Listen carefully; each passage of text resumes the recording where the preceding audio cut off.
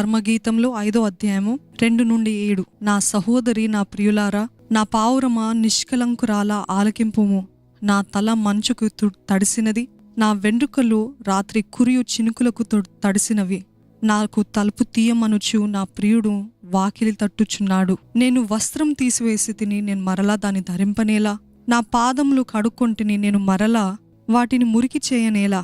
తలుపు సందులో నా ప్రియుడు చెయ్యి ఉంచగా నా అంతరంగము అతని ఎడల జాలిగొనెను. నా ప్రియునికి తలుపు తీయ లేచితిని, నా చేతుల నుండి నా వ్రేల నుండి జటమాంసి గడియల మీద స్రవించెను. నా ప్రియునికి నేను తలుపు తీయనంతలో అతడు వెళ్ళిపోయెను. అతని మాట వినుటతోనే నా ప్రాణము సొమ్మసిలెను. నేను అతని వెతికినను అతడు కనబడకపోయెను. నేను పిలిచినను అతడు పలకలేదు. పట్టణంలో తిరుగు కావలి వారు నాకెదురుపడి నన్ను కొట్టి గాయపరిచిరి. ప్రాకారం మీద కావలి వారు నా పై వస్త్రమును దొంగలించిరి. మీకేం అర్థమైందండి దీంట్లో? This is like God is calling on us కదా. ఇక్కడ ఆ ప్రియుడికి సాదృశ్యం ఏంటిది? ఎవరు అని అంటే దేవునికి సాదృశ్యం, లేకపోతే అవకాశాలకి సాదృశ్యం. అనేక సార్లు అవకాశాలు మన తలుపు తడతా ఉంటాయి. Opportunities keep knocking. మనం అనుకుంటాం మనం వెళ్ళాలి ఆపర్చునిటీస్ వెనకాల, అవకాశాలు వెనకాల మనం వెళ్ళి తలుపు తడతా ఉంటే తెరుస్తారు. Yes, that is also true. కానీ ఇక్కడ చూసినట్లయితే అవకాశమే, గొప్ప భాగ్యమే. తన ప్రియుడు అంటే దేవుడు తన తలుపు తడుతున్నప్పుడు తను వంకలు చెప్తుంది. She is giving excuses. ఎక్స్క్యూజెస్. ఈరోజు మన జీవితంలో మనం గ్రహించుకున్నట్లయితే, చూసినట్లయితే, many of us we have lost many opportunities. అవకాశాలు, ఎన్నో అవకాశాలు కోల్పోయాం. ఎందుకంటే we are living in our comfort zone. మనకి సుఖంగా ఉండేది. తను అంటుంది, నేను బట్టలు తీసేసాను, నేను నా కాలు కడుక్కున్నాను, నేను మరలా మురికి చేయనేలా, మరలా బట్టలు వేసుకోవడం ఎందుకు, మరలా అని she is only looking at our comfort zone. ఈరోజు we are too accustomed to comfort zone. సుఖంగా జీవించే బ్రతుకు, ఆ సుఖంగా జీవించే బ్రతుకు అలవాటు అయితే ఎన్నో అవకాశాలు ఈ స్త్రీ ఏ రీతి అయితే పోగొట్టుకుందో ఆ రీతి మనం పోగొట్టుకుంటాం. If you see her life, she regretted, నిరాశ చెందింది, పశ్చాత్తాపడింది. ఎందుకంటే అయ్యో, నా ప్రియుడు తలుపు తట్టాడే, నేను తీయలేదే, నేను తీసే లోపల ఆయన వెళ్ళిపోయాడు. ఈరోజు మన జీవితంలో కూడా we all have this one thing that we have regrets. ఏంటిది అంటే, ఆ రోజు అలాగ జరిగింది, నేను ఆ రోజు అలాగ చేస్తుంటే బాగుండు అన్న తలంపు ఎవరికైనా ఉందా? చేతులెత్తి చూపిస్తారా? ఆ రోజు అలాగ చేస్తుంటే బాగుండు. That regret. అవకాశాలు ఒక్కసారి వస్తాయి, లేకపోతే 2 సార్లు వస్తాయి. ఎంతసేపు మన సుఖ జీవితం, మన ఆశలు, మన వాంఛలు, మనము సుఖంగా ఉండాలని చూసినట్లయితే we lose many great blessings. దేవుని ఆశీర్వాదాలు అనేకమైన వాటిని మనము కోల్పోతాం. మనకు అర్థం కాదు, ఎందుకు నేను ఇంత ప్రయత్నించినా జరగట్లేదంటే అవకాశం వచ్చినప్పుడు సద్వినియోగపరచుకున్నారా? Did you use the opportunity that God has given you? మీకు ఏదో చిన్న అవకాశం వచ్చిందండి, పోన్లే చిన్నదే కదా అని చిన్నదాన్ని తీసి పడేస్తారా?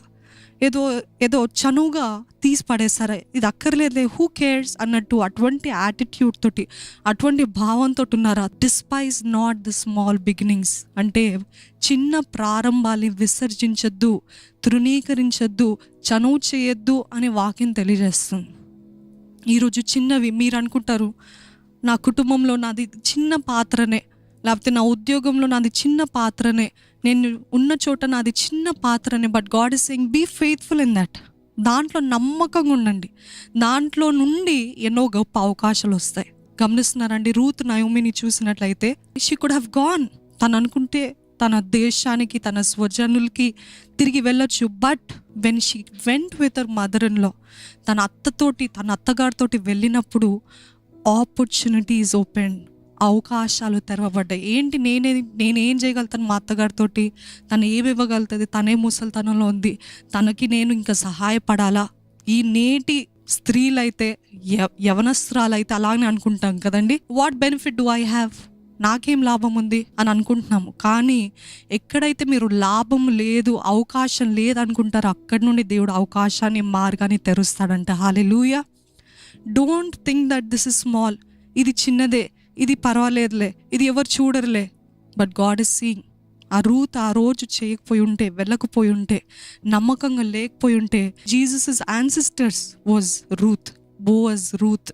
So if you see, don't take any opportunity for granted. దేవుడు మన జీవితంలో ఇచ్చే అవకాశాల్ని తర్వాత చేయకుండా ఉండి తర్వాత బాధపడితే మనం ఏం చేయలేం. ఇక్కడ ఈ స్త్రీని చూసినట్లయితే షీ వాజ్ టెల్లింగ్, అయ్యో నా ప్రియుడు వెళ్ళిపోయాడే.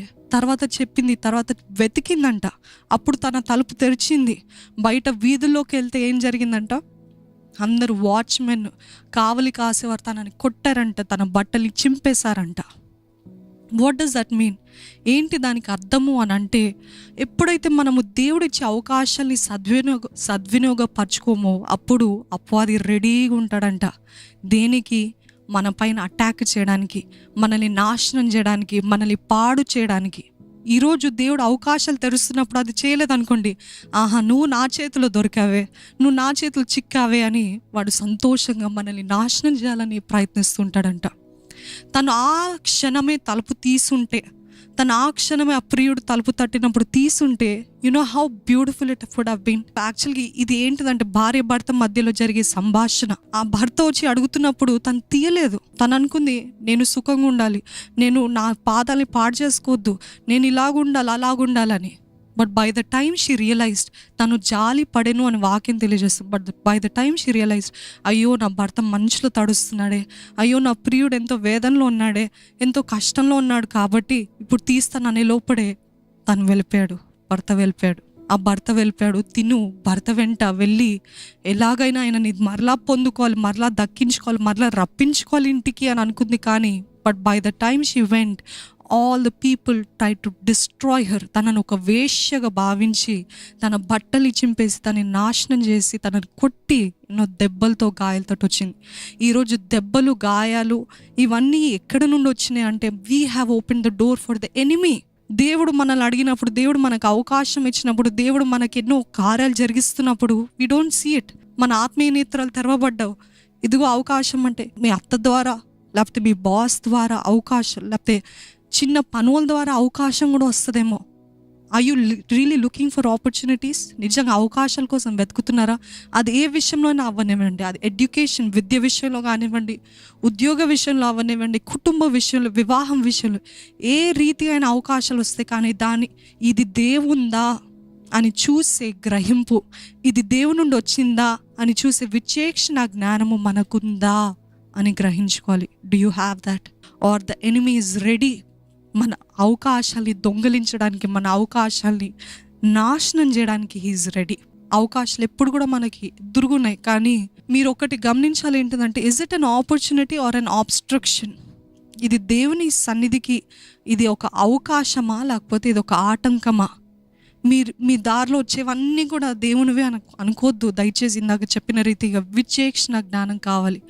వి need the spirit of discernment.